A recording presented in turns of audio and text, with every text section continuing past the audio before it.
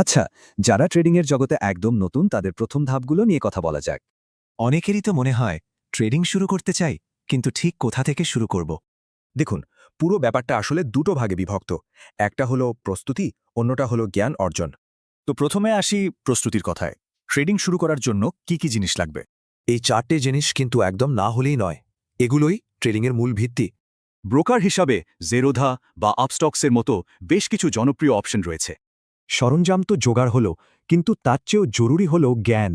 এবার সেই দিকে নজর দেওয়া যাক। ট্রেডিংয়ে নামার আগে এই চারটে বিষয় কিন্তু একদম ঝালিয়ে নিতেই হবে। এটাকে বলা যেতে পারে মার্কেটের ভাষা। এক ঝলকেই প্রাইসের ওঠানামা বোঝা যায়। এই দুটো লেভেল বুঝতে পারলে মার্কেটে এন্ট্রি আর এক্সিট পয়েন্ট খুঁজে পাওয়া সহজ হয়ে যায়। মার্কেট কোন দিকে যাচ্ছে, মানে তার ট্রেন্ডটা কি, সেটা বোঝা কিন্তু ভীষণ জরুরি। মার্কেট কি আপ ট্রেন্ডে নাকি ডাউন ট্রেন্ডে, এইটা ধরতে পারাই কিন্তু একটা বড় স্কিল। তবে সবকিছুর ওপরে কিন্তু একটাই জিনিস, আর সেটা হলো রিস্ক ম্যানেজমেন্ট। এর মানে কিন্তু লস এড়ানো নয়, বরং নিজের ক্যাপিটাল বাঁচাতে লসটাকে ম্যানেজ করা। তাহলে মূল বিষয় দুটো প্রয়োজনীয় সরঞ্জাম জোগাড় করা আর নিজেকে জ্ঞানে সমৃদ্ধ করা। মনে রাখতে হবে, একজন ট্রেডারের সবচেয়ে বড় অ্যাসেট কিন্তু তার জ্ঞান।